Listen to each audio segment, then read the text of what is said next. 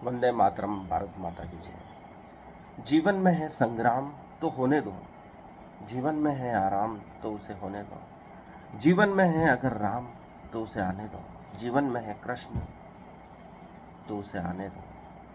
यही जिंदगी का नाम है, इसे यूं ही चलने दो। हम जानते हैं उसमें भी हमें सवाल उठाने होंगे, यही शोधार्थी की निशानी है। इसलिए अर्जुन भगवत गीता में जो चीज़ें जानता है उसके बारे में भी प्रश्न करने से नहीं चूकता है। इसलिए उसे भगवत गीता के रूप में अनुपम ज्ञान मिला है। यदि वह प्रश्न नहीं उठाता जिन्हें वह जानता है, तो अद्भुत ग्रंथ का ज्ञान न तो उसे मिलता, न इस मानव जाति को, न हमें यह महान ज्ञान भगवत गीता के रूप में हमें प्राप्त होता है। जो अभी का काम है उसे ही हम ठीक ढंग से करते रहें तो चीज़ें खुद ब खुद सुधरती जाएंगी। अभी जो वर्तमान में कार्य मिला है उसे 100% आनंद के साथ, पूरे उत्सव के साथ हम करना प्रारंभ कर दें तो वही कार्य विराट बन जाता है, महान बन जाता है। जब हम कार्य शुरू करते हैं तो हमें नहीं लगता है कि ये कोई महान काम होगा, लेकिन आने वाली पीढ़ियाँ उसे गोल्डन पीरियड, स्वर्ण युग के रूप से जानती है। उन्होंने तो सहज रूप से किया था, पर उसे उन्होंने पूरी ईमानदारी से किया, शिद्दत से किया, 100% उसी क्षण में रहकर किया। न उन्होंने भविष्य की सोची, न भूत का विचार किया। सहज रूप से चीज़ें सुंदर होती जाती है यदि हम अपने किसी भी कार्य को ईमानदारी से करें। छोटे से छोटा कार्य भी महान हो सकता है यदि हम उसे श्रेष्ठता से करें, ईमानदारी से करें, यह सोच के न करें कि इसे बहुत बड़ा काम करना है। सहज रूप से साधारण तरीके से करना प्रारंभ करें। उन कार्यों का संग्रह ही महान होता जाएगा।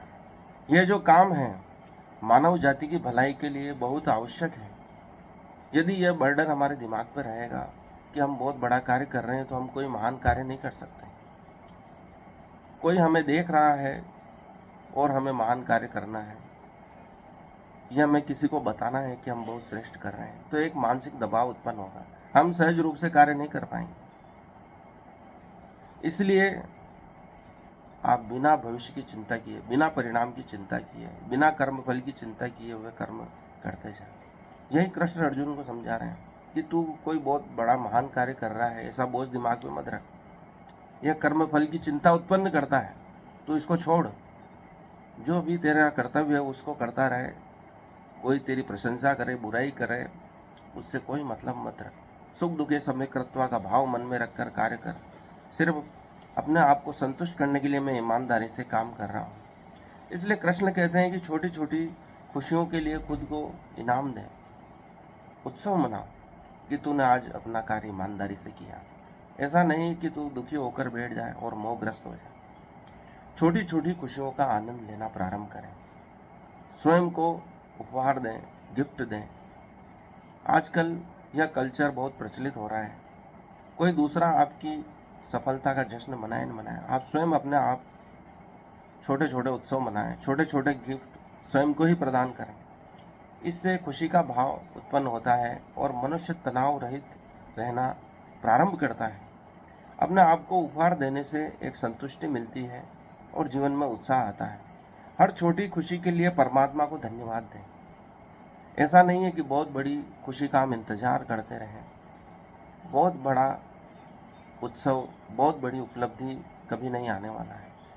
जो हो रहा है उसी का हर क्षण आनंद लें, हर चीज़ का आनंद लें जो परमात्मा ने दिया है। चाहे सुख हो चाहे दुख हो, हर चीज़ के लिए परमात्मा को धन्यवाद दें, क्योंकि एक अवसर परमात्मा ने हमें प्रदान किया है, हमें उसका उपयोग करना है। उस स्थिति में हमें जीना है जो परमात्मा हमें दे रहा है, और हर क्षण जो परिस्थिति परमात्मा दे रहा है उसके लिए धन्यवाद देना है। उसके लिए नकार का भाव नहीं होना चाहिए कि मुझे ऐसी परिस्थिति परमात्मा ने क्यों प्रदान की। जो भी दिया है उसके लिए धन्यवाद हो, यही परमात्मा का सबसे बड़ा आशीर्वाद। यह विधि तनाव रहित जीवन जीने में बहुत महत्वपूर्ण भूमिका निभाएगी।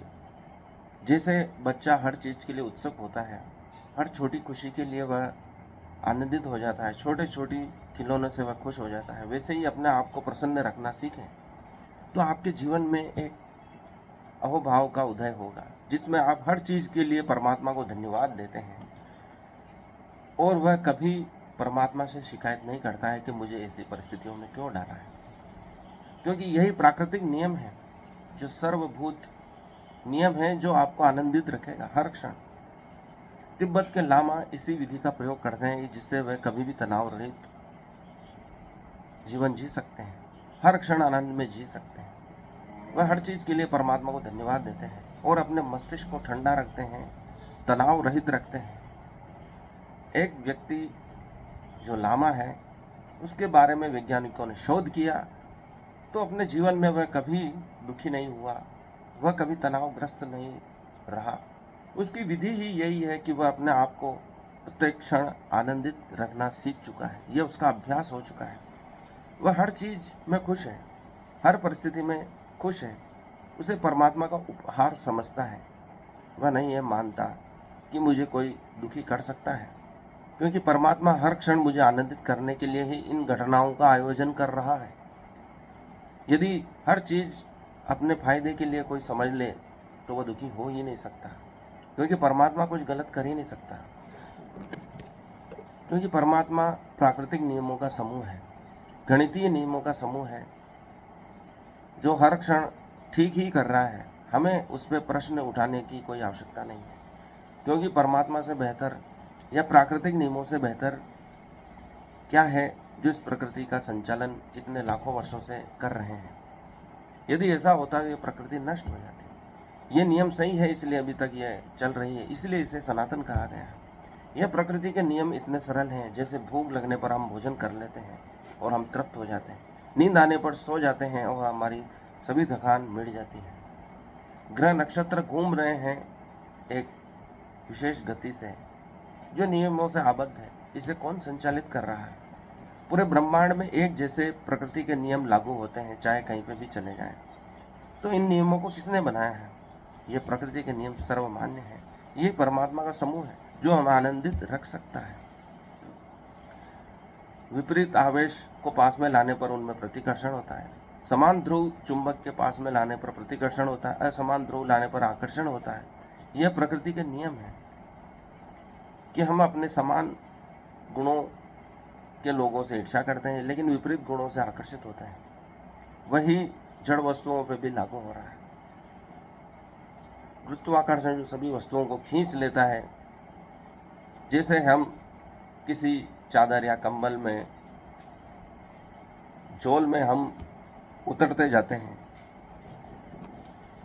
वैसे ही ग्रह नक्षत्र एक बैंड पैदा कर रहे हैं, उसी की ओर हम लुढ़कते जाते हैं। यही गुरुत्वाकर्षण है। वैसे ही हम सभी प्रकृति के नियमों की ओर आकर्षित होते हैं।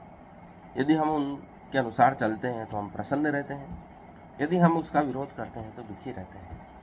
यही कृष्ण भगवत गीता में समझा रहे हैं कि अभी जो गंगा जिस तरफ बह रही है, अर्थात युद्ध की तरफ गंगा बह रही है, तो हमें उसी ओर चलना होगा, उसका विरोध नहीं करना होगा। जहाँ धार हमें ले जाए, परमात्मा हमें ले जाए, उसी दिशा में चलना होगा, तो ही हम प्रसन्न रह सकते हैं। इसलिए तू जीतेगा तो राज करेगा, अगर मृत्यु को प्राप्त हुआ है तो वीर गति को प्राप्त होगा।